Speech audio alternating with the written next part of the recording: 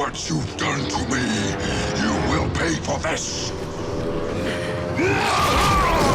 The Power Rangers was one of the most iconic television shows of the 90s. The show and every bit of its franchise had a very big impact on the watchers back then, and clearly as day, we all still remember and respect it today. The Power Rangers were our childhood superheroes and reinforced the idea of good versus evil through well-written scripts and intricately designed characters. The franchise was never too bland and sometimes even added morally gray characters to show conflict in the minds. The Rangers themselves had so many abilities at their disposal to beat their enemies, but still often had to think outside the box to outsmart these super powerful beings. The squad has encountered formidable foes ever since the Mighty Morphin Power Rangers. Even while some adversaries are only mentioned briefly, their backstories are often the most well-developed. Others have left a lasting impression thanks to their lavish clothes and distinctive features. In this video, we will be talking about Octomus the Master. This bad guy really stood out, even among other Power Ranger baddies. Most often referred to as the Master, Octomus is the ruler of the underworld. In this case, we are not really sure whether this means he rules the underworld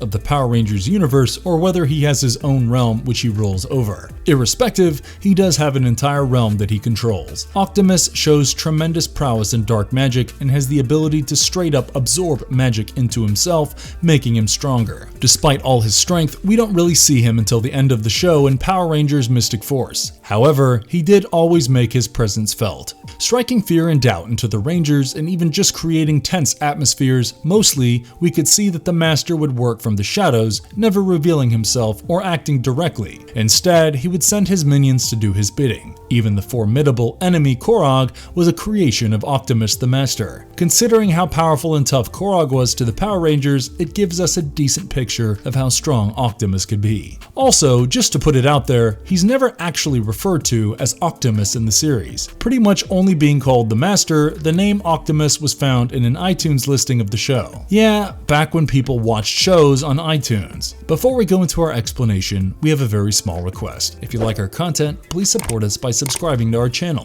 This is a small click for you, but for us, it means a lot. Thank you, and let's begin.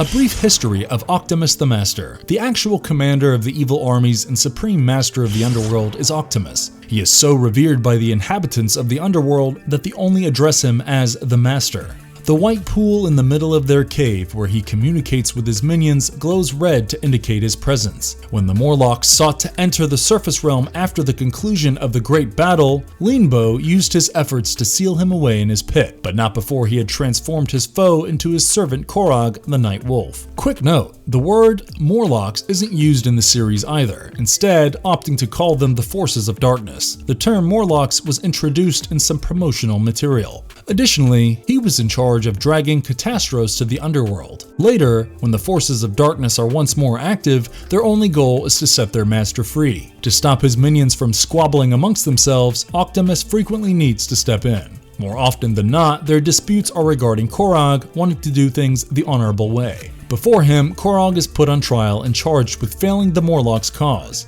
Octomus renders a favorable decision in favor of Korog. Imperius suggests that Octomus be fed the Ranger's legendary powers, granting him the ability to reach the surface world to win Octomus's favor after his attempts to supplant him fail. However, when Octomus himself nearly kills her as a result of Udana's intervention, Korog foils him at the last second and reverts to Leanbow. Before Leanbow makes the ultimate sacrifice and appears to kill both Octomus and himself, he is able to partially emerge onto the surface. However, in his dying speech before being destroyed by Daggeron, Imperius warns that the 10 Terrors are approaching and have the power to resurrect Octomus. Leanbow, who is still inside the corpse of Korog, is discovered to be obstructing the Master's ascension from the dead, according to Sculpin, the leader of the 10 Terrors and the Master's second in command. Later, Sculpin finds Leanbow in the underworld and retrieves the Master's spirit, handing it over to Gekor for storage. The Master ultimately decides on Matumbu as his vessel via the Stone of Judgment and is given a physical body by hatching and melting Matumbo's body. He declares his goal to the Mystic Force and then departs to start his endgame. In his initial attempt to gain control, Octomus first takes direct control of Nick Russell and turns him into a new Korog, who is more ruthless and sadistic and decimates areas of the forest and root core before being spared. The Master then enters the Mystic Realm and appears to destroy the Mystic Mother, the origin of all good magic, while the Rangers are preoccupied with this. When Limbo and Daggeron confront him, he eats their night powers and kills them. After that, he personally travels to Briarwood and engages the Rangers in combat, sending them into a future in which he has been successful in destroying the Earth. The Manticore Megazord is summoned by the Rangers to face the Master because they are not yet finished. They attempt to use the Legend Striker's spin attack at full strength, but the Master simply eats the fiery beam with his mouth and then uses his tentacles to first rip the Manticore Megazord's Legend Striker to pieces before finally taking down the Manticore Megazord with a single kick, but not before consuming some of their magic while the Megazord is still down on the ground and sending the Rangers running. Although Nick loses all of their magic in the process, he manages to injure Octomus and sends the Rangers back to reality just as the triumph of Octomus appears to be inevitable. The Mystic Mother is still alive, the Briarwood residents and the forest's inhabitants have banded against the Master, and Itasis and Necroli's defection from him has resulted in the resurrection of Daggeron, Genji, and Limbo. They regain their magic thanks to the people's faith in them, and with the help of the forest and the residents of Briarwood, they revert to their former identity as the Mystic Force Power Rangers. When Octomus commands them to give him their magic, they accede by unleashing their magic, which Octomus then begins readily devouring. But regardless of how much he consumes, more still arrives, and it is much more than he can bear. Demanding that they stop before he overdoses on good magic and implodes, ending his reign of terror permanently, he begins to bulge up and distend. Finally, it's all too much for him to take, and he literally explodes from too much good magic. I'll take this. What was Octomus the Master like? The most dreaded creature in the magical universe and one of the vilest monsters in Power Rangers history was Octomus. He was a monstrous, vicious, treacherous, greedy, wicked, heartless, calculating, depraved, perverted, intimidating, power-hungry, destructive, manipulative, and narcissistic demon who took great pleasure in torturing his victims physically and mentally, as well as in the thought of killing or enslaving millions. He appeared to be quite stoic and composed, but his boasting of his power to the Mystic Mother and belief that no one could stop him revealed his egocentrism and arrogance. As evidenced by the fact that he turned the world into an alternate reality where everyone and everything is dead without even a hint of sorrow, he was remorseless, aggressive, and despotic on a whole other level. Even his minions were deathly scared of his fury, and the Rangers had to exercise caution when dealing with him because he had no sense of humor or even comedy added to him. His hubris strengthened his belief that he was the most formidable creature on Earth, and he was largely free of cowardice. He never exhibited fear other than when the Power Rangers bombarded him with positive energy, and he cried out for them to stop, but it was already too late. Octomus's initial appearance resembled a massive Lovecraftian, Cthulhu-like tentacled octopus-like demon with dragon heads on each tentacle, albeit most of the time only his right eye was visible. I guess it does make sense for this reference to be made so often because of how both the fictional worlds are. He resembled an undead zombie version of Davy Jones from Pirates of the Caribbean.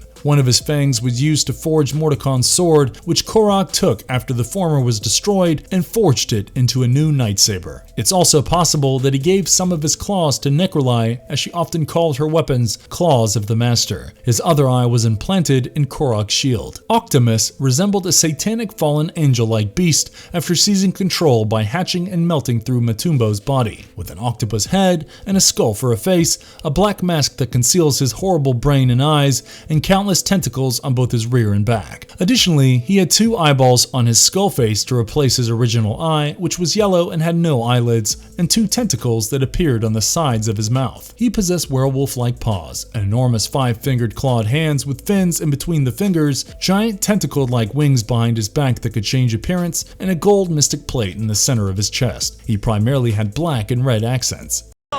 Your world is now my world. You want to see what my world will look like?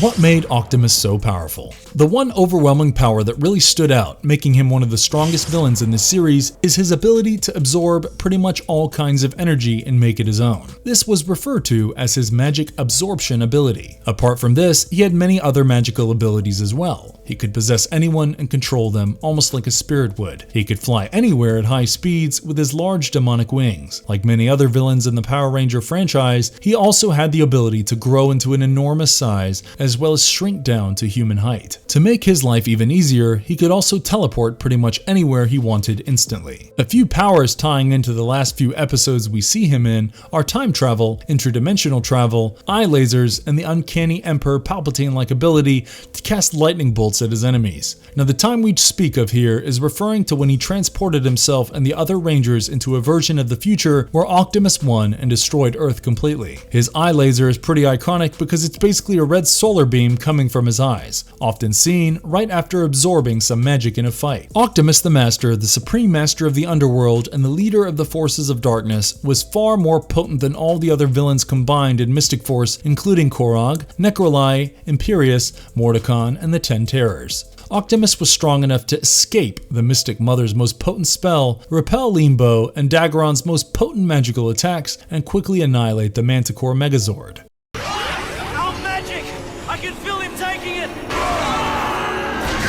Is Lord Zed actually Octomus the Master? Now, over the last couple of decades, considering how large the Power Rangers franchise is, people have come up with a bunch of fan theories. It's difficult to confirm many of these, obviously, but the one we will talk about today is how Lord Zed is actually Octomus the Master. While we know that all evil was completely removed from the world when Zordon's energy tube was destroyed by the Power Rangers in space, apparently that wasn't the case. Anyway, this is when we saw that Rita Repulsa and Lord Zed were turned into humans because they had all the evil wiped out from them. Post this, we do not really see them again for a really long time until Power Rangers Mystic Force, where we see that Rita Repulsa has taken to studying good magic instead of evil. This was probably done as an Easter egg because the actor who played Rita also happened to play the witch Bandura in the original Japanese version called Kiroryu Sentai Zyuranger. As I mentioned, Rita Repulsa studied good magic and later became the Mystic Mother in Power Rangers Mystic Force, so it was a great touch to add this, and I'm sure the fans loved it too. Now, the fan theory comes into play because we never really know for sure what happened to Lord Zed's human form after he was cleansed. So people believe that Lord Zed actually turned into Octomus the Master because he regained all of his evil somehow, forcing Rita Repulsa to study good magic and turn into the Mystic Mother, therefore forming the Power Rangers in Mystic Force. All things considered,